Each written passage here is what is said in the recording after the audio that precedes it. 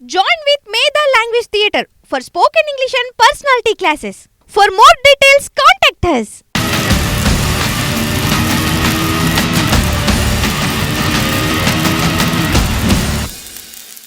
Welcome to ఈహా TV. నేను మీ జర్నలిస్ట్ ప్రశాంత్. ప్రస్తుతం తెలంగాణ రాష్ట్రంలో జరుగుతున్న రాజకీయ పరిణామాలు, అదేవిధంగా కాంగ్రెస్ పార్టీ ఏ విధంగా ఇక పరిపాలన కొనసాగిస్తుంది, మనతో పాటు మాట్లాడడానికి కుల్లంగా అన్ని విషయాలు మాట్లాడడానికి చరణ్ కౌశిక్ యాదవ్ గారు ఇక ఏదైతే తెలంగాణ ప్రదేశ్ కాంగ్రెస్ పార్టీకి సంబంధించి అధికార ప్రతినిధిగా ఉన్నారు. ఇక అన్ని విషయాలు అడుగుదాం. అన్న నమస్తే. అన్న, తెలంగాణలో ఒక పెద్ద ఎత్తున చర్చ జరుగుతూ ఉంది. ఈ విగ్రహాలకు సంబంధించి ఏదైతే రాజీవ్ గాంధీ విగ్రహము సెక్రటరేట్ ముందు నెలకొల్పుతామని కాంగ్రెస్ పార్టీ అంటుంది. ఒకవైపు బీఆర్ఎస్ ఏమో కేటీఆర్ డైరెక్ట్ చెప్తా ఉన్నారు, ఇక మేము అధికారంలోకి వస్తే మాత్రం అక్కడ నుంచి తొలగిస్తామంటున్నారు. ఈ విషయం పైన పెద్ద ఎత్తున రాద్ధాంతం జరుగుతుంది. దీనికి సంబంధించి మీరేం చెప్తారు అసలు? అంటే తెలంగాణ రాష్ట్రంలో కాంగ్రెస్ పార్టీ అధికారంలోకి వచ్చి డిసెంబర్ 3, 2023 కాంగ్రెస్ పార్టీ అధికారంలోకి వస్తే డిసెంబర్ 7వ తారీఖు నాడు ప్రమాణ స్వీకారం చేసిన తక్షణమే ఆ ప్లేస్ని కాంగ్రెస్ పార్టీ ముఖ్యమంత్రి గారు కావచ్చు, అదేవిధంగా మా మంత్రులంతా సందర్శించి ఇప్పటికీ 8 నెలలు అవుతా ఉంది. 8 నెలల తర్వాత మొన్న రాజీవ్ గాంధీ గారి జయంతి రోజు విగ్రహ ఆవిష్కరణ చేస్తామని చెప్పేసి కాంగ్రెస్ పార్టీ ప్రకటించిన తర్వాత అంతకుముందు ఒక రోజు ముందు నుంచి 24 గంటల స్టంట్ క్రియేట్ చేసి మేము రాజీవ్ గాంధీ గారి విగ్రహాన్ని తొలగిస్తాం, అదే కాకుండా మేము అధికారంలోకి వచ్చినట్లయితే రాజీవ్ గాంధీ గారి ఇంటర్నేషనల్ ఎయిర్పోర్ట్ కున్న పేరును కూడా తొలగిస్తామని చెప్పేసి తెలంగాణలో గలాట క్రియేట్ చేసే ప్రయత్నం కేటీఆర్ గారు, అదేవిధంగా హరీష్ రావు గారు చేస్తా ఉన్నారంటే చాలా స్పష్టంగా భారతీయ జనతా పార్టీ దోస్తి కట్టాలనే ఒక దురుద్దేశంతో భారతీయ జనతా పార్టీ ఏమో ముక్తు కాంగ్రెస్ అని చెప్పేసి నినాదం ఇస్తే, తెలంగాణ రాష్ట్రంలో ఏదో కాంగ్రెస్ పార్టీ మేమే పోరాటం చేస్తున్నాం, కాంగ్రెస్ పార్టీ వ్యతిరేకం, అదే కాకుండా కాంగ్రెస్ పార్టీని ఎంత తెలంగాణ రాష్ట్రంలో బలహీనపరిచే ప్రయత్నం మేమే చేస్తున్నాం చెప్పే ప్రయత్నంలో భాగంగా భారతీయ జనతా పార్టీ తోటి దోస్తు కట్టే దానిలో భాగంగా కాంగ్రెస్ పార్టీ మీద, అదేవిధంగా రాజీవ్ గాంధీ విగ్రహాల మీద రాజకీయం చేసే ప్రయత్నం టీఆర్ఎస్ పార్టీ చేస్తున్నది చాలా స్పష్టంగా కనపడతా ఉంది. అదే కాకుండా 10 సంవత్సరాల కాలం మీరే తెలంగాణ రాష్ట్రంలో అధికారం, మరి ఎందుకు తెలంగాణ తల్లి విగ్రహం పెట్టలే? మేము కాంగ్రెస్ పార్టీగా తెలంగాణ తల్లి విగ్రహాన్ని సెక్రటరీ లోపల ఏర్పాటు చేయాలని చెప్పి కాంగ్రెస్ పార్టీ కోరుకుంటా ఉంది. దానిలో భాగంగా ఏర్పాటు చేస్తామని చెప్పేసి ముఖ్యమంత్రి గారు ఆల్రెడీ డిసెంబర్ 9వ తారీఖు నాడు ప్రారంభిస్తున్నామని కూడా చెప్పడం జరిగింది. అదే కాకుండా కల్వకుంట్ల కవిత గారు జైలుకు పోకముందు లిక్కర్ స్కామ్ లో అసెంబ్లీ లోపల పూలే గారి విగ్రహం పెట్టాలని చెప్పేసి వారు కూడా ధర్నా చేసే ప్రయత్నం చేసి, మరి అసెంబ్లీ లోపల ఎందుకు పెట్టించారు? మరి ఎందుకు పెట్టాలని చెప్పేసి ఆమె మాట్లాడింది. అంటే బయట పెట్టమని చెప్పి ఎందుకు మాట్లాడలే? అంటే బయట కన్నా లోపల గౌరవం ఉంటుందని చెప్పేసి వారు భావించినట్టుగా మేము కూడా కాంగ్రెస్ పార్టీగా తెలంగాణ తల్లి విగ్రహం లోపల ఉండాలని చెప్పి భావించడం. దానిలో భాగంగా సందర్శకులంతా కూడా పెద్ద ఎత్తున వస్తారు కాబట్టి తెలంగాణ తల్లి గౌరవాన్ని కాపాడని చెప్పి కాంగ్రెస్ పార్టీ భావించింది. బీఆర్ఎస్ ఒక అలిగేషన్ చేస్తా ఉంది, ప్రధానంగా రాజీవ్ గాంధీ విగ్రహం పెట్టడం ఏంటి, తెలంగాణకు రాజీవ్ గాంధీకి ఏం సంబంధం? నిజంగా ఉద్యమకారులు చాలా మంది అమరులైన పరిస్థితి. అంటే ఇది ఒక నాట్ ఓన్లీ బీఆర్ఎస్, పూర్తిగా సమాజం నుంచి వస్తున్న క్వశ్చన్ కూడా ఏంటంటే అమరవీరులకు సంబంధించిన విగ్రహాలు ఉన్నాయి. నిజంగా తెలంగాణ ఉద్యమానికి ఊతమిచ్చిన ప్రొఫెసర్ జయశంకర్ లాంటి వారు, లేదంటే మిగతా వారందరికీ సంబంధించిన విగ్రహాలను పెడితే బాగుంటుంది. ఇప్పుడు రాజీవ్ గాంధీకి సంబంధించిన విగ్రహాన్ని ఎందుకు పెట్టాల్సి వచ్చింది, రాజకీయం చేస్తా ఉన్నారు అనేది కూడా ఇటు బీఆర్ఎస్ అంటుంది, కొంత సమాజం నుంచి వస్తున్న సందర్భం. దీన్ని ఎట్లా చూస్తారు అసలు? తెలంగాణ రాష్ట్రంలో గత 10 సంవత్సరాల కాలంలో కేసీఆర్ గారు అధికారం ఉన్నారు. తెలంగాణ రాష్ట్ర కనీసం తెలంగాణ గీతం ప్రకటించని చెప్పేసి ఏ మేధావి మాట్లాడలే, ఏ సమాజం మాట్లాడలే. తెలంగాణ రాష్ట్రంలో కాంగ్రెస్ పార్టీ అందశ్రీ గారి గీతాన్ని తెలంగాణ గీతంగా ప్రకటించుకున్నాం. అదే కాకుండా ఆ గీతం విషయంలో కూడా రాద్ధాంతం చేసే ప్రయత్నం బీఆర్ఎస్ పార్టీ చేసింది. ఎందుకంటే అందశ్రీ గారి గీతాన్ని మాత్రమే కాంగ్రెస్ పార్టీ తెలంగాణ గీతంగా ప్రకటించుకున్నాం. మిగతా విషయాలను కూడా వారే చూసుకున్నారు. మ్యూజిక్ ఎవరు అందించాలా, అదేవిధంగా ఏది ఉండాలా, ఏది తీసేయాలి, కట్ పేస్ట్ కావచ్చు, ఏదైనా కూడా మొత్తం కూడా అందశ్రీ గారు పర్యవేక్షిస్తా ఉంటే ఆంధ్రకు సంబంధించిన వాళ్ళు పాటలు పాడతారని చెప్పి పెద్ద ఎత్తున గలాట క్రియేట్ చేసే ప్రయత్నం వారు చేశారు. వారు ఉన్నప్పుడే యాదగిరిగుట్ట యాదాద్రిగా మారింది, వారు ఉన్నప్పుడే భద్రాచలం భద్రాద్రిగా మారింది. ఆగమ సలహాదారుగా చిన్నజయస్వామి గారిని వారే పెట్టుకున్నారు. అదే ఆర్కిటెక్ట్ యాదగిరిగుట్ట ఆర్కిటెక్ట్ కూడా సాయి గారిని, వారిని ఆనంద్ సాయి గారిని కూడా ఆంధ్ర ప్రాంతం సంబంధించిన వ్యక్తులు ఆనాడు నియమించుకున్నారు వాళ్ళు. అంటే వారు చేస్తే ఒకటి, వేరే వాళ్ళు చేస్తే ఒకటనే దానిలో భాగంగా తెలంగాణ రాష్ట్రంలో ఎప్పటికి ఏదో గందరగోళం క్రియేట్ చేసే ప్రయత్నం. 2వ స్థానంలో మేమున్నాం, భారతీయ జనతా పార్టీ లేదని చెప్పుకునే దానిలో భాగంగా బీఆర్ఎస్ పార్టీ తెలంగాణ అస్తిత్వాన్ని ప్రశ్నించే దానిలో ముందుకు పోతాను. అస్తిత్వం విషయంలో గద్దర్ గారిని 3 గంటల పాటు ఎండలో కూసబెట్టినప్పుడు ఏ మేధావి మాటలు ఏ తెలంగాణ సమాజం ప్రశ్నించలేదు. కానీ తెలంగాణ రాష్ట్రంలో కాంగ్రెస్ పార్టీ అధికారంలోకి వచ్చిన తర్వాత గద్దర్ గారి జయంతిని కావచ్చు, అదేవిధంగా వర్ధంతిని అధికారం నిర్వహిస్తా ఉన్నాం. గద్దర్ గారి పేరు మీద నంది అవార్డులు ఇవ్వబోతా ఉన్నాం. గద్దర్ గారికి ట్యాంక్ బండ్ సమీపంలో 1 ఎకరంలో వారి స్మారక స్థూపం ఉండే విధంగా తెలంగాణ రాష్ట్ర వ్యాప్తంగా వారిని గుర్తు చేసుకునే విధంగా తెలంగాణ రాష్ట్రంలో కాంగ్రెస్ ప్రభుత్వం ముందుకు పోతా ఉంది. ఉమ్. అస్తిత్వం విషయంలో ఎక్కడ రాజీ పడదు అని చెప్పి కాంగ్రెస్ పార్టీ కోరుకుంటుంది కాబట్టి టీఎస్ ప్లేస్ లో టీజీ తీసుకురావడం జరిగింది. ఎందుకంటే టీజీ కోసం నాలుగు పోరాటాలు జరిగినాయి, టీఎస్ కోసం ఎక్కడ పోరాటాలు జరగలేదు. కానీ కేసీఆర్ గారు టీజీ పెడితే ఎక్కడ వేరే వాళ్ళకి పేరు వస్తుందని చెప్పి గ్రహించినటువంటి కేసీఆర్ గారు టీఆర్ఎస్ లో ఆర్ తీసేసి టీఎస్ వచ్చే విధంగా, లేదు వారి భార్య పేరు తెలంగాణ శోభ, టీ ప్లేస్ ఎస్ అంటే శోభ అనే విధంగా, ఈ విధంగా వచ్చే విధంగా తెలంగాణ రాష్ట్రంలో అనుమానాలు ఉన్నాయి కాబట్టి అట్లాంటి పరిస్థితి ఉండొద్దని చెప్పి కాంగ్రెస్ పార్టీ భావించి తెలంగాణ రాష్ట్రంలో నీళ్లు నిధులు నియామకాలు అస్తిత్వం ప్రజాస్వామ్యం ఉండాలని చెప్పి కాంగ్రెస్ పార్టీ కోరుకుంది. కాబట్టి అస్తిత్వం అంటే తెలంగాణ అస్తిత్వం ఉండే విధంగా, ఉలికిపడే విధంగా ఉండాలని చెప్పి కోరుకుంటాం. కొత్త అంటే తెర మీదకి తీసుకొచ్చారు ఒక అంశాన్ని. టిఎస్ అంటే తెలంగాణ, ఇటు పోతే ఎస్ అంటే శోభ అనే పేరు మీద, అంటే కేసీఆర్ గారి భార్య పేరు మీదే ఖచ్చితంగా ఆ పేరు వచ్చిందనని ఎట్లా అలిగేషన్, దీనిలో వాస్తవం ఉందంటారా? అంటే వాళ్ళ టిఆర్ఎస్ పార్టీలో ఆర్ తీసేసి ఎస్ వచ్చే విధంగానే తెలంగాణ ఒకాంచి ఎస్ అంటే శోభ అనేది వాళ్ళు ఆ మధ్యకాలంలో పెద్ద ఎత్తున దీని మీద డిస్కషన్ జరిగింది కాబట్టి అది మేము ప్రస్తావిస్తా ఉన్నాను. ఎందుకంటే టీజీ విషయంలో దేవేంద్ర గౌడ్ గారు నవ తెలంగాణ పార్టీ పెట్టినప్పుడు టీజీ కోసం వారు పోరాటం చేసారు. మేము తెలంగాణ రాష్ట్రంలో ఉస్మానియాలో ఉన్నప్పుడు కూడా టీజీ కోసం మాత్రమే, ఎందుకంటే వెహికల్ మీద కావచ్చు బండ్ల మీద అంతా కూడా ఏబీ ప్లేస్ లో టీజీ రాసుకున్న సందర్భం మనం చూసినాం కాబట్టి టీజీ కోసం పోరాటం చేశారు. కాబట్టి టీజీ ఉండాలని చెప్పి కాంగ్రెస్ పార్టీ కోరుకొని టీజీ మార్చడం జరిగింది. తెలంగాణకు ఒక గీతం ఉండాలని చెప్పి అందశ్రీ గారి గీతాన్ని తెలంగాణ గీతంగా ప్రకటించున్నాం. గద్దర్ గారు తెలంగాణ కోసం చాలా పెద్ద ఎత్తున ఉద్యమాలు చేసిండు, ఎప్పటికో ప్రజల్లో అవేర్నెస్ కల్పించిండు. అదే కాకుండా పాటల రూపంలో కావచ్చు, మాటల రూపంలో కావచ్చు, కాంగ్రెస్ పార్టీగా 1200 మందిని అమరులో గుర్తించిన కార్యక్రమం కావచ్చు. అదే కాకుండా జూన్ 2వ తారీఖు నాడు ఖచ్చితంగా తెలంగాణ దినోత్సవం రోజు అమరుల కుటుంబాలను కావచ్చు, ఉద్యమకారులంతా గౌరవించుకుంది కాంగ్రెస్ పార్టీ. అంటే తెలంగాణ రాష్ట్రంలో ఉద్యమకారులను గౌరవించుకోవాలని చెప్పి కాంగ్రెస్ పార్టీ భావిస్తూ ఉంది. తెలంగాణ అస్తిత్వం ఉండాలని చెప్పి కాంగ్రెస్ పార్టీ భావిస్తూ ఉంది. తెలంగాణ ఏ లక్ష్యాల కోసం అయితే మనం కోరుకున్నాం ఆ లక్ష్యాలు నెరవేరాలని చెప్పి కాంగ్రెస్ పార్టీ కోరుకుంది. కాబట్టి నీళ్లు నిధులు నియామకాలు అస్తిత్వం ప్రజాస్వామ్యం ఉండాలని చెప్పి కాంగ్రెస్ పార్టీ కోరుకుంటాం. 3 లక్షల కోసం తెలంగాణ వస్తే కాంగ్రెస్ పార్టీ ఇంకా 2 లక్షలని యాడ్ చేసుకుని 5 లక్షల కోసం తెలంగాణ రాష్ట్రంలో కాంగ్రెస్ పార్టీ పనిచేస్తారు. ఇంకొక అంశం, ఇక ఇప్పటిదాకా ఒక చిన్న గొడవ జరిగింది. అంటే పెద్ద ఎత్తున ఇటొక నినాదాలు అటొక నినాదాలు, బీఆర్ఎస్ కాంగ్రెస్ మహిళా కమిషన్ ముందు ఎందుకు ఆ పరిస్థితి వచ్చిందని అంటే, ఎందుకంటే కేటీఆర్ ఆల్రెడీ క్షమాపణలు కూడా చెప్పారు.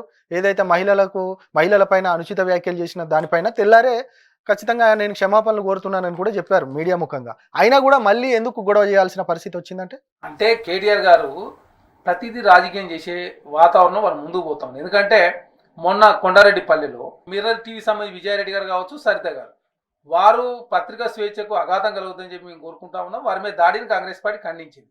కానీ 10 సంవత్సరాల కాలంలో తిరుమల మీద దాడులు జరిగినాయి, తొలివెలుగు రఘు గారి మీద జరిగినాయి, ఉస్మానియాలో దేవేంద్ర గారి మీద జరిగినాయి, ఇప్పుడు మహాటీవీలో ఉన్నట్టు లక్ష్మి గారి మీద జరిగినాయి. చాలా మంది మీడియా జర్నలిస్ట్ మీద దాడి జరిగినప్పుడు అప్పుడు ఏ మహిళ గుర్తు రాలేదు, ఏ జర్నలిస్ట్ గుర్తు రాలేదు.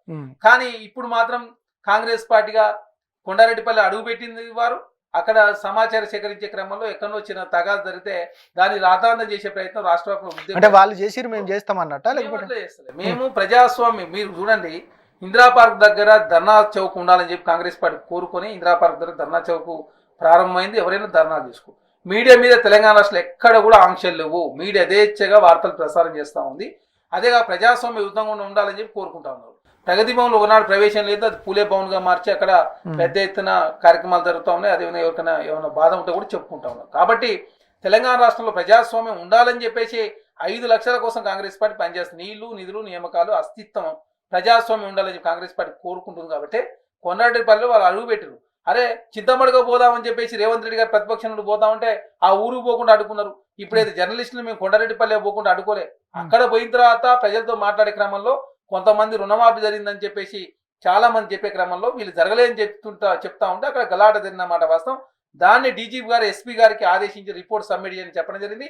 మహిళా కమిషన్ కూడా స్పందించింది దాని విషయంలో. ఎస్పీ గారు ఇమీడియట్లీ రిపోర్ట్ సబ్మిట్ చేస్తే అక్కడ మహిళల మీద నేనే దాడి జరిగితే ఖచ్చితంగా దాడిని ఖండిస్తున్నాం అని చెప్పేసి మాకు పొంగులేటి శ్రీనివాసరెడ్డి గారు కూడా చాలా స్పష్టంగా ఖండించిన సందర్భం. ఎందుకంటే తెలంగాణ రాష్ట్రంలో ప్రజాస్వామ్యం ఉండాలా, పత్రికలు యథేచ్ఛగా పనిచేయాలా, వార్తలు పేపర్లో కావచ్చు టీవీలో ప్రసారం అయితే దాన్ని పరిష్కరించాలని చెప్పి కాంగ్రెస్ పార్టీ కోరుకుంటా ఉంది. కాబట్టి ప్రజాస్వామ్యబద్ధంగా ప్రజాస్వామ్యయుతంగా కాంగ్రెస్ పార్టీ పనిచేస్తూ ఉంది. దానికోసమే అనవసరంగా బీఆర్ఎస్ పార్టీ ఏంటంటే గతంలో చేయకపోగా కాంగ్రెస్ పార్టీ మంచి ప్రజారంజక పాలన అందిస్తూ ఉంది, మంచిగా పరిపాలన చేస్తూ ఉంది, ప్రజల నుంచి మంచి రెస్పాన్స్ వస్తూ ఉంది. 18,000 కోట్ల రూపాయలు జస్ట్ 8 నెలల కాలంలో రుణమాఫీ చేసిన. మీరు ఇంతకుముందు మాట్లాడుతూ 18,000 కోట్లు ఖచ్చితంగా రుణమాఫీ చేశామంటున్నారు. లెక్కలు కూడా అదే చెప్తా ఉన్నారు. 17,000 చేంజ్ అంటే 18 దాదాపు 18,000 కోట్లు మాత్రమే రుణమాఫీ అయింది. అయితే వాళ్ళు బీఆర్ఎస్ వాళ్ళు చెప్తున్న లెక్కల ప్రకారం ₹1,00,000 రుణమాఫీ చేస్తేనే దాదాపు 14,000 కోట్లు అయినాయి. 2 లక్షల రుణమాఫీ చేస్తే దాదాపు 30 చిల్లర అంటే వాళ్ళ లెక్కలో 31 కోట్లు అనే సిచ్యువేషన్ వాళ్ళు చెప్తా ఉన్నారు సందర్భం. దీన్ని ఎట్లా చూస్తారు మరి? 18,000 కోట్లకు 2 లక్షల రుణమాఫీ అయిందంటే మేము మేనిఫెస్టోలో పెట్టిన విధంగా 2 లక్షల లోపంటే 18,000 కోట్ల రూపాయలు అవుతా ఉంది. 2 లక్షల కన్నా ఎక్కువ తీసుకున్న వాళ్ళకు కూడా వాళ్ళకు 2 లక్షల రుణమాఫీ చేసినట్లయితే ఇంకొక 13,000 కోట్ల రూపాయలు అవుతా ఉంది. కాబట్టి రెండు కలిపి 31,000 కోట్ల రూపాయలు రుణమాఫీ చేస్తామని చెప్పేసి ప్రకటించింది. 18,000 కోట్ల రూపాయలు ఆల్రెడీ ఆ సమస్య అయిపోయింది. 13,000 కోట్ల రూపాయలు బ్యాంకులలో అంటే ప్రభుత్వం దగ్గర ఉన్నాయి, రిలీజ్ చేయాలి. ఎందుకంటే దాని విషయంలో స్క్రూటినీ జరుగుతా ఉంది. ఎందుకంటే 3 లక్షలు ఉన్న వాళ్ళు 4 లక్షలు ఉన్న వారు జరుగుతా ఉంది. 2 లక్షల వరకు వారికి కూడా రుణమాఫీ చేస్తే 13,000 కోట్ల రూపాయలు అవుతా ఉంది. కాబట్టి మొత్తం రుణమాఫీ కాంగ్రెస్ ప్రభుత్వం 31,000 కోట్ల రూపాయలు చేస్తా ఉంది. ఇంకా తక్కువ అయ్యే అవకాశం ఉండే 8,654 కోట్ల రూపాయలు బీఆర్ఎస్ ప్రభుత్వం ఎగ్గొట్టడంతో తెలంగాణ రాష్ట్రం ఇంకా కాంగ్రెస్ పార్టీ మీద భారం పడ్డది. ఎందుకంటే ప్రతి కుటుంబానికి 2 లక్షల రుణమాఫీ చేయాలని చెప్పి ప్రభుత్వం భావించింది. రుణమాఫీ ఒక ఆయన చేస్తా ఉంటే వైట్ రేషన్ కార్డు పెట్టిందని ఒకసారి, అదే ఏదో నిబంధనలు పెట్టి కాంగ్రెస్ ఎక్కడ కూడా కాంగ్రెస్ అంటే టెక్నికల్ ఇష్యూస్ ఉన్నాయనేది కూడా మీ మంత్రులు చెప్తున్న సందర్భం. టెక్నికల్ ఇష్యూస్ మీకు అప్పుడు ఫస్ట్ తెలీదా ఇవన్నీ ఉంటాయని? ఎందుకంటే డేట్లతో సహా ఇటు దేవుళ్ళ మీద ఒట్లేస్తారు, డేట్లతో సహా చెప్తారు. అంటే ఇదంతా పూర్తిగా వారు సవాళ్ళు ఇంకా ఏంటంటే మీరు రాజీనామాలు చేసే పరిస్థితి దాకా తీసుకొచ్చారు. ఇక్కడ మీరు గమనించాలి, టిఆర్ఎస్ ప్రభుత్వంలో 2 లక్షల అకౌంట్లకు సంబంధించినటువంటి వ్యవహారము ఇప్పటి వరకు పరిష్కారం కాలేదు. మీరు ఒకసారి వెనకకి అదే కాకుండా హరీష్ రావు గారు 2023 ఎలక్షన్ల ముందు ఒక లేఖ రిలీజ్ చేసి 3 లక్షల మంది అకౌంట్లకు సంబంధించిన వ్యవహారం అంతా తప్పుడు తడకం ఉన్నది, అది కావడం లేదని చెప్పి వారే చెప్పారు. వారి ప్రభుత్వం 10 సంవత్సరాల కాలంలో 2 లక్షల సమస్యలు పరిష్కరించలే. మా ప్రభుత్వంలో 4 లక్షల సంబంధించినటువంటి ఆధార్ కార్డులో 12 అంకెలు ఉన్న ప్లేస్ లో 11 అంకెలు ఉండడు, ఆధార్ కార్డులో ఉన్న పేరుకు బ్యాంక్ అకౌంట్ లో ఉన్న పేరుకు వ్యత్యాసం ఉండడు, ఇవన్నీ వ్యత్యాసాలు ఉండడు. తర్వాత ఫ్యామిలీకి వరకు 2 లక్షలు అన్నప్పుడు ఒక కుటుంబంలో ఇద్దరు ఉన్నట్లయితే 2 లక్షలు, 2 లక్షలు ముగ్గురు పేరు మీద 3 లక్షలు ఉన్నప్పుడు ఎవరికి 2 లక్షలు మాపియాలనేది వాళ్ళు తెలుసుకోకపోవడం మూలంగా కొంత ఇబ్బంది అయిన మాట వాస్తవం. దాన్ని గ్రహించి కాంగ్రెస్ పార్టీగా ఎప్పటికప్పటికి ఏఈఓలతో సంప్రదింపులు చేస్తా ఉన్నారు. వారు కూర్చొని పరిష్కరించుడు ఒకటి, వైట్ రేషన్ కార్డు ఫ్యామిలీ ప్రామాణికమా, లేదు పింక్ కార్డా, లేకపోతే ఫ్యామిలీని నిర్ధారించే కార్యక్రమం ఈఆర్ఓలు పంచాయతీ సెక్రటరీలు చేస్తా ఉన్నారు. కాబట్టి అంటే అనుకున్న టైం చేయలేదని మీరు ఒప్పుకుంటారా? మేము అనుకున్న టైంకి చేయలేదని తప్పు. ఇక్కడ గత ప్రభుత్వమే 2 లక్షల తప్పులు వచ్చినప్పుడు మా ప్రభుత్వం ఏర్పడి 8 నెలలు అవుతా ఉంది. మేము 8 నెలల్లో 20,000 సమస్యలకు సంబంధించి పరిష్కారం కూడా చూపించినాం. మేము 18,000 కోట్ల రూపాయలు రుణమాఫీ చేసిన తర్వాత 10,000 కోట్ల 300 రూపాయల వరకు ఆల్రెడీ మళ్ళీ ప్రభుత్వం బ్యాంకులు లోన్లు కూడా ఇచ్చిన సందర్భం. అంటే 10,000 కోట్ల రూపాయలు ఆల్రెడీ ప్రభుత్వం నుంచి బ్యాంకుల వారికి లోన్లు ఇవ్వాలి, మళ్ళీ ఈ పరిష్కారం అవుతున్నాయి కదా లోన్లు ఇవ్వాలని చెప్తే గతంలో 20,000 రూపాయలు ఉన్నటువంటి ఎకరాకి 20,000 రూపాయలు ఇప్పుడు 40,000 రూపాయలు ఇస్తా ఉన్నారు. మాది ప్రజా ప్రభుత్వం, రైతు ప్రభుత్వం, రైతు సంక్షేమం కోరుకునే ప్రభుత్వం. కాబట్టి అంటే మేము గ్రౌండ్ లెవెల్కి వెళ్ళినప్పుడు మాత్రం చాలా విషయాలు తెర మీదకి వచ్చినాయి. మీరు అన్నట్టుగా ఈ టెక్నికల్ ఇష్యూస్, రెండవది ఏంటంటే చాలా మందికి రుణమాఫీ జరిగిన వాట వాస్తవమే, కానీ డేట్లతో సహా చెప్పడము. కొంతమందికి అంటే గ్రామంలో 100 మెంబర్స్ ఉంటే ఆ 100 మెంబర్స్లో కనీసం 80% కంప్లీట్ అయిపోయింది. ఇంకో 20% టెక్నికల్ ఇష్యూసో లేకపోతే మీరు అన్నట్టుగా కొన్ని వారి సిచ్యువేషన్స్ అంటే 2 లక్షలకు పైగా ఉండడము, వాటికి సంబంధించింది మాత్రమే వాళ్ళకి పడలేదు. కానీ మీరు డేట్లతో సహా చెప్పడము, మిగతా వారందరికీ పడి మాకు పడకపోయే అనే ఇష్యూ మాత్రం తెర మీదకి వస్తుంది. బీఆర్ఎస్ వాళ్ళు ఇప్పటికే వాళ్ళు ఒక కంప్లైంట్ బాక్స్ పెట్టారు. 1,00,000కు పైగా మాకు రుణమాఫీ జరగలేదు అనేది 1,00,000 మంది పైగా రైతులు వాళ్ళ కంప్లైంట్ చేసినట్టు తెలుస్తా ఉంది. ఇప్పుడు ఇక్కడ సమస్య అనేది వాస్తవం చెప్పాలంటే ఆ 10 సంవత్సరాల కాలం కేసీఆర్ గారిని ఎవరు ప్రశ్నించలేదు కాబట్టి ప్రజలకు అర్థం కాలేదు. మాది ప్రజా ప్రభుత్వం కాబట్టి మేము పరిష్కరించాలని చెప్పి భావిస్తున్నాం. కాబట్టి ఏఈఓలను మండలాల వారిగా నియమించి గ్రామ స్థాయిలో విఆర్ఓలు కావచ్చు, పంచాయతీ సెక్రటరీలు అంతా తిరుగుతూ ఉన్నారు. బ్యాంకులో పోతే సమస్య పరిష్కారం కాదు. ఏఈఓల కాడికి పోయినప్పుడు 2 లక్షల వరకు ఎవరు ఇవ్వాలి? ఒక ఫ్యామిలీ 2 లక్షలు అన్నప్పుడు ముగ్గురు ఉన్నారు. ఆ ముగ్గురు పోయి ఒక కాడికి పోయి మాకు వీళ్ళ 1,00,000, వీళ్ళ 50, వీళ్ళ 50 ఇవ్వండి చేస్తారు. మీరు ముగ్గురు ఇట్లా ఎవరు చేయాలంటే దాని టెక్నికల్ సమస్యలు ఉన్నాయి వాళ్ళకి. ఇప్పుడు ప్రజాస్వామ్య దేశం ఇది, ఇష్టం వచ్చినట్టు 2 లక్షలు అంటే వాళ్ళ ముగ్గురు ఫ్యామిలీ అన్నప్పుడు ఎవరిది పడితే వాళ్ళు చేసే అవకాశం లేదు. కాబట్టి దానిలో బాగా కొంత ఇబ్బంది అయిన మాట వస్తుంది. దాన్ని ఒప్పుకున్నాం మేము. ఆధార్ కార్డు తప్పులు చెప్పినాం. అదే కాకుండా ఆధార్ కార్డు ఉన్న పేరుకు బ్యాంక్ అకౌంట్ ఉన్న పేరుకు వ్యత్యాసం ఉన్నది. అదే కాకుండా ఫ్యామిలీలో 2 లక్షల వరకు ఒప్పుకోవాల్సిన అవసరం ఉంటుంది. దానిలో బాగా కొంత ఇబ్బంది అయిన మాట వాస్తవం. అంటే ఇప్పటికీ ఆల్రెడీ ఇప్పటికీ కన్ఫ్యూజన్ లో ఉన్నారు. ఎక్కడ మీ మంత్రులు ఒకరేమో 7,000 కోట్లే అయిపోయినాయి, ఇంకొకరేమో 30,000 కోట్లకు పైగా, అంటే బట్టి విక్రమార్క గారు 31,000 కోట్లు మేము ఆల్రెడీ చేసినామంటారు, ఇంకొకరేమో 17,000 18,000 కోట్లు అని అంటారు, ఇంకా పూర్తిగా జరగలేదని ఒకరు అంటారు. అసలు కన్క్లూజన్ ఏంటిది? అసలు కానీ రైతులను కొంచెం ఇబ్బంది, అంటే వారు అది చేసే పరిస్థితి, రైతులు అసలు ఏం తేల్చుకోలేని పరిస్థితి. ఎక్కడ కూడా అధైర్యపడాల్సిన అవసరం లేదు. మొత్తం 31,000 కోట్ల రూపాయలు ప్రభుత్వం రిలీజ్ చేసిన మాట వాస్తవం. 18,000 కోట్ల రూపాయలు బ్యాంకులకే వెళ్ళిపోయినాయి. ఓకే, ఇంకా 11,000 కోట్ల రూపాయల సంబంధించి ప్రభుత్వం దగ్గర దానికోసం రిజర్వ్ చేసి పెట్టారు. దానికి సంబంధించి 2 లక్షల నుంచి 3 లక్షలు 4 లక్షలు ఉన్నాయి కాబట్టి 2 లక్షల కుదించే కార్యక్రమంలో 13,000 కోట్ల రూపాయలు అయిద్దని చెప్పి అంచనా వేసి పక్కకు పెట్టిన మాట వాస్తవం. అన్ని కూడా టెక్నికల్ ప్రాసెస్, ఆర్బీఐ గైడ్ నియమ నిబంధనలు ఉంటాయి కాబట్టి ప్రభుత్వము ఆర్బీఐ ఇప్పుడు బ్యాంకులకు 2 లక్షల రూపాయలు చెల్లించిన తర్వాత 1,00,000 రూపాయలు 3 లక్షలు ఉంటే 1,00,000 రూపాయలు తీసుకోకుండా ఈ 2 లక్షలు ముందుగా మాఫీ చేయండి, ఇంకా 2 లక్షలు కావాలంటే లోన్ ఇవ్వండి, కానీ అనవసరంగా 1,00,000 కట్టమని చెప్పి బలవంతం పెట్టొద్దని చెప్పేసి బ్యాంకులతో కూడా సంప్రదిస్తున్న మాట వాస్తవం. మొన్న ఢిల్లీకి పోకముందు ఆర్థిక శాఖ మంత్రి గారు బ్యాంకులతో సమావేశం, అంటే ఎన్నడన్నా కేసీఆర్ గారు ఒక్కరోజు బ్యాంకులతో మాట్లాడిన వాళ్ళు కాదు. వాళ్ళ మంత్రి ఎవరో స్పందించలేదు. 2 లక్షల మందికి ఫస్ట్ దఫా ఇవ్వలేదు, అకౌంట్ నుంచి రిజెక్ట్ అయినాయి. రెండోసారి 3 లక్షల మంది రిజెక్ట్ అయినాయి. ఆనాడు ఎవ్వరు ప్రశ్నించలే. ఇది ప్రజాప్రభుత్వం కాబట్టి ప్రతి ఒక్కరు ప్రశ్నిస్తా ఉన్నాం. మేమేమంటే ప్రశ్నించే కూడా మేము తప్పుపడతలేము, ప్రశ్నించాలా, పేపర్లో రావాలా, టీవీలో వస్తే మేము సమస్య పరిష్కారం కోసం పనిచేయాలని చెప్పి ప్రభుత్వం భావిస్తా ఉంది. అదే కాకుండా మీరు చూడండి, రైతులకు పంటల బీమా కాంగ్రెస్ ప్రభుత్వం ఇస్తా ఉంది. అదేవిధంగా రైతు బీమా ఇస్తా ఉన్నారు. అదే కాకుండా రైతుల గతంలో 45 రోజుల్లో పైసలు ఇచ్చేవారు, ఉరిగొంతే 3 రోజుల్లో అకౌంట్లో పైసలు ఇచ్చారు. గతంలో తరుగు 7 నుంచి 10 కిలోలు ఉంటే తరుగే ప్రస్తావన లేకుండా తెలంగాణ రాష్ట్రంలో రైతు ప్రభుత్వం అని చెప్పేసి ప్రజలంతా చర్చించుకుంటా ఉన్నారు. నిరుద్యోగులకు కానీ 30,000 ఉద్యోగాలు ఆల్రెడీ నోటిఫికేషన్ అయింది.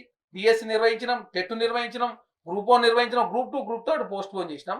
అదే కాకుండా ఈ సంవత్సరం 65,000 ఉద్యోగాలు అని చెప్పి ప్రభుత్వం భావించి జాబ్ క్యాలెండర్ రిలీజ్ చేసినాం. అదే కాకుండా మహిళా ప్రభుత్వం, మహిళలకు ఉచిత ప్రయాణం నడుస్తూ ఉంది. 200 యూనిట్ల వరకు కరెంట్ ఇస్తా ఉన్నారు, 500 రూపాయలు గ్యాస్ సిలిండర్ ఇస్తా ఉన్నారు. అదేగా మహిళా సంఘాలు పెద్ద ఎత్తున ఆర్థికంగా బలోపేతం చేసే దానిలో భాగంగా బ్యాంకులతోటి లోన్లు, సబ్సిడీలు ఇచ్చే కార్యక్రమం కాంగ్రెస్ ప్రభుత్వం చేస్తా ఉంది. 3 లక్ష్యాలతో తెలంగాణ రాష్ట్రంలో రైతు ప్రభుత్వం అని, మహిళా ప్రభుత్వం అని, నిరుద్యోగ ప్రభుత్వం. ఓకే, ఇదే రుణమాఫీ పైన ఇప్పుడు ఎవరు రాజీనామా చేయాలి? 2 లక్షల రుణమాఫీ పూర్తిగా కానీ మీ ప్రభుత్వానికి సంబంధించిన వాళ్ళు రాజీనామా చేయాలా? లేదు 2 లక్షలు ఖచ్చితంగా చేశామని మీరు చెప్తున్నారు, వాళ్ళేమో కాలేదంటున్నారు. కాలేదు కాబట్టి వాళ్ళు చేయాలా? హరీష్ రావు చేయాలా? హరీష్ రావు గారైనా కేటీఆర్, తెలంగాణ రాష్ట్రంలో వాళ్ళకి ఇష్యూస్ లేవు. కాంగ్రెస్ ప్రభుత్వం రుణమాఫీ చేసినట్లయితే మేము రాజీనామా చేస్తామని చెప్పింది ఆయనే. మేము మేనిఫెస్టోలో పెట్టిన విధంగా మేము 18,000 కోట్ల రూపాయలు అవుతామని మేము మేనిఫెస్టోలో పెట్టిన విధంగా ఇంకా అదనంగా 11,000 కోట్ల రూపాయలు మా ముఖ్యమంత్రి గారు, మా మంత్రులంతా కూర్చొని ప్రతి ఒక్క ఫ్యామిలీకి 2 లక్షల వరకు చేస్తామని చెప్పేసి దాన్ని కూడా చేసారు తెలంగాణ రాష్ట్రంలో. అరే కాంగ్రెస్ పార్టీ 8 నెలల కాలం నిద్ర చేసి 10 సంవత్సరాల కాలంలో 6,71,000 కోట్ల రూపాయలు అప్పు తీసుకొని ప్రతిరోజు 192 కోట్ల రూపాయల అప్పులు వడ్డీ అవుతా ఉంది. నెల తిరిగితలకు 6,000 కోట్ల రూపాయలు అప్పులు కొట్టి కడుతున్నాం తెలంగాణ రాష్ట్రంలో. తెలంగాణ రాష్ట్రాన్ని నిండా ముంచి 10 సంవత్సరాల కాలం నోటిఫికేషన్ లేకుండా మీరు వేసిన నోటిఫికేషన్ 11 పేపర్లు లీక్ అయినాయి. ఇక మీరు కాంగ్రెస్ ప్రభుత్వం గురించి మాట్లాడితే దయ్యాలు వేదాలు వెళ్ళించినట్టు. తెలంగాణ రాష్ట్రంలో బీఆర్ఎస్ పార్టీని తిరస్కరించారు కాబట్టి దాదాపు 7 స్థానాలు డివైడ్ కోల్పోయి 2 స్థానాల్లో మాత్రమే సెకండ్ వచ్చారు. అరే పోయినసారి 2014లో 11 మంది ఎంపీలు గెలిచారు, 2024లో 9 మంది ఎంపీలు గెలిచిన మీ పార్టీ ఇవాళ పార్లమెంట్లో మీ ప్రాతినిధ్యం లేదు. అంటే 2002 నుంచి 2024 వస్తాకే మీరు ఎంత ఘోరంగా విఫలమయ్యారో అర్థం చేసుకోవాలి. అందుకే మీరు భారతీయ జనతా పార్టీ గుండు గుత్తగా అమ్ముడు పోయారని చెప్పేసి ప్రజలంతా చర్చించుకుంటా ఉన్నారు. అందుకే ఆ పార్టీలో ఉన్నటువంటి ఎమ్మెల్యే ఎవరు కూడా పార్టీలో ఉండకుండా కాంగ్రెస్ పార్టీకి వస్తా ఉన్నారు.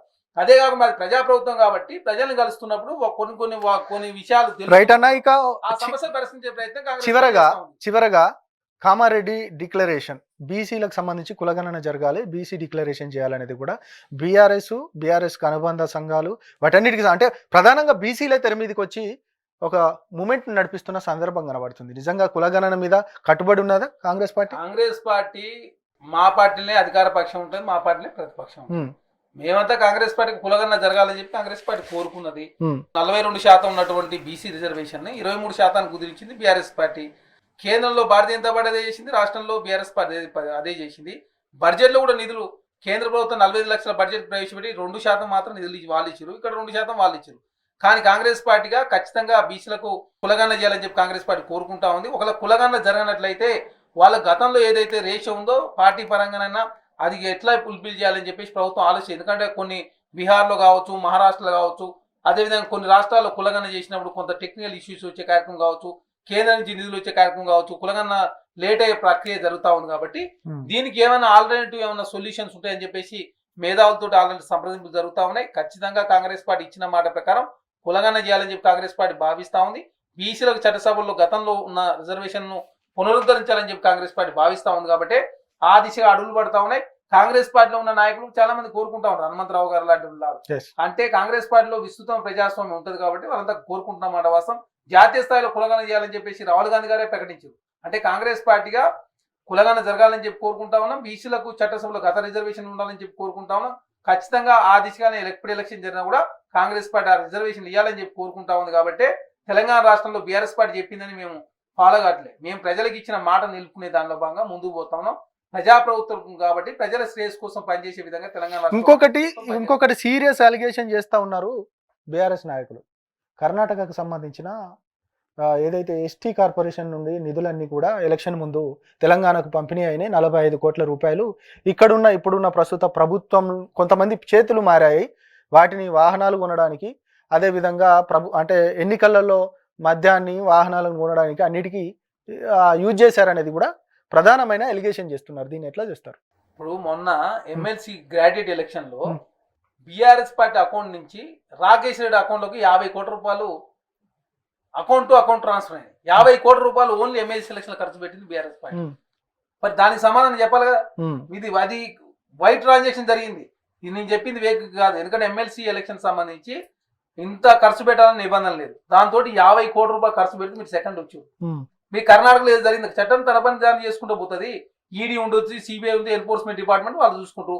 చట్టం ప్రకారం చర్యలు తీసుకోవడానికి ఎవరు తప్పులు చేస్తే ఎవరి మీద చర్యలు తీసుకుంటారు. ఇప్పుడు చూసి తెలంగాణ రాష్ట్రంలో హైడ్రా పనిచేస్తూ ఉంది. హైడ్రా ఎన్కన్వెన్స్ సంబంధించి మా కోమటిరెడ్డి వెంకరెడ్డి గారు కంప్లైంట్ ఇచ్చారు.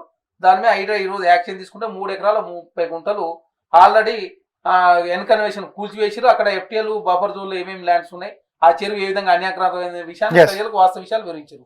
అంటే తెలంగాణ రాష్ట్రంలో తప్పు ఎవరు చేసినా కూడా ఖచ్చితంగా శిక్ష పడాలని చెప్పి కాంగ్రెస్ పార్టీలో ఉన్నటువంటి మంత్రులే కోరుకుంటా ఉన్నారు.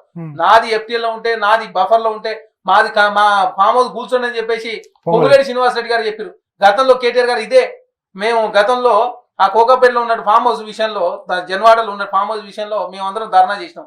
మేమందరం అరెస్ట్ చేసిరు, రేవంత్ రెడ్డి గారిని జైలు పంపారు. అప్పుడు నాదని కోర్టుకు పోయిండు.